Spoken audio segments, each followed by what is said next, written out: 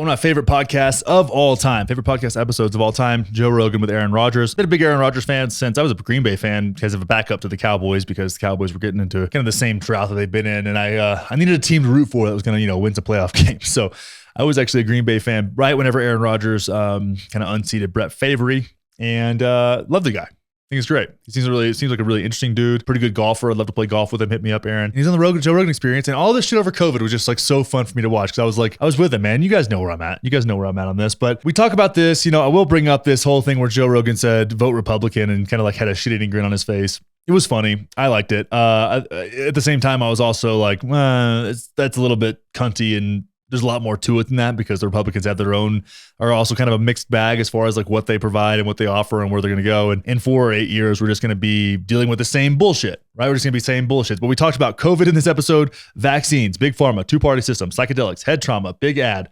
microplastics, plastic toxins. Like, this conversation was built for me. If I was having a conversation with Joe, it'd be very similar, except we'd probably talk more about hunting than we did the NFL, but just sub those two out and it's the same conversation, because we have a lot of the same passions and a lot of the same frustrations. But again, the vote Republican thing was silly, and a lot of people are making a lot to do about that. The Republicans are, the Democrats are, people are crying. David Dole's crying, Kyle Kalinski's crying, everybody's freaking out and get their panties in a bunch. They're trying to revise history on this whole thing about how how Joe and Aaron were treated through COVID, right? The lies, like all that shit. Everybody's conveniently forgetting about that. The kind of cunty lefties are just like, they're so scared. They're coping so hard with the fact that, like, at the end of the day, these guys look right to most Americans. And most of the compliance that was seen throughout COVID was by force, not by choice. And sorry to say this, David Dole, David Pakman, Sam Cedar, Cenk Uygur, Kyle Kalinski, you're on the wrong side of this one, guys. You're on the wrong side of this one. And I have zero problem saying that. And I will literally come on any one of your shows and have that discussion with you in a calm and respectful manner. I really will. But you've got to take the L whenever the L is presented to you in this clear of a fashion. But all that being said, there's part of this episode that I actually found the most value in. But see, that's the problem with politics is now it swings because, you got Weekend at Bernie's up there trying to read the prompter, and then some, Republican steps up and is going to change the country and get us back to, America first and whatever the hell slogan it's going to be. And then 4 years later, it's going to swing back the other way. That's why I always say politics is a sham, man. Well, it definitely is that. If you always say that, you're right. It is. Because people are like, yep, you're a right-wing, anti-vaxxer, flat earther. And I'm like, politics is bullshit. Yeah. Okay? That's right. I do like Obama. I played golf with him. Let's leave it there. But I wanted to bring this up to say that perspective, right? It's politics is bullshit. You're calling somebody right-wing. You're calling somebody this, calling somebody that. It's bullshit. For most people, those fringes people that want to identify as I'm on this team. First off, those people get on my nerves.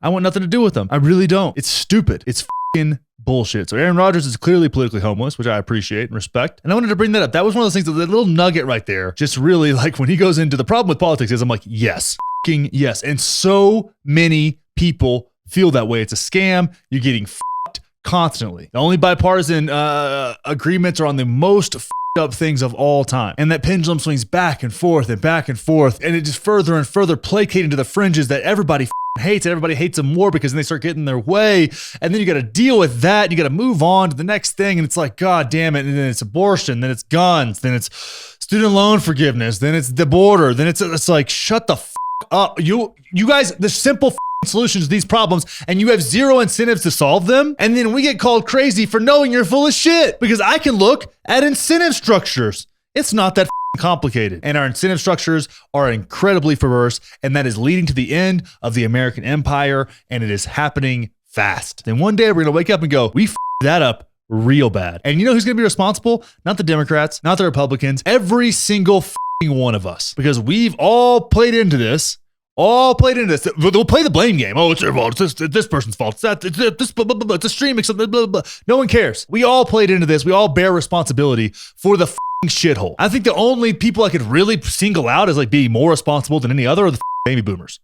Baby boomers straight up us. Everyone is paying the price for those crazy heads. But outside of that, we all play a role in how we are. This view expressed by Rogan and Rodgers here is spot on how so many people feel. So many people in listening to this show right now feel exactly the same way, and I hear it every single day. So shouts to Aaron Rodgers for speaking his mind. I appreciate it. I think the NFL and Roger Goodell are probably going to be pretty upset about this episode, but when you're the MVP, you can do what you want. That's what we used to say. That's what I said about Colin Kaepernick, man. It's like, hey, if you win, if you're LeBron, you can say whatever the you want. If you're Aaron Rodgers, you can say what you want because you win games.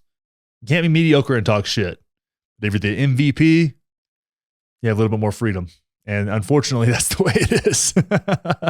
Love this episode. If you haven't listened, checked it out, go and check it out. We may break down a little bit more of it here and there if we feel compelled, but awesome stuff. For as long as I can remember, I've wanted to be on the CIA watch list. I'm close. I'm getting there. But what we need to really solidify our place on a CIA watch list is more subscribers to this YouTube channel. So if you're into that kind of thing, make sure to subscribe, make sure to hit the thumbs up button, leave a comment. Let's get more views on this. I really want my phones to be tapped. I want to be treated like Julian Assange. And the only way we're going to get there is if you subscribe. So do it.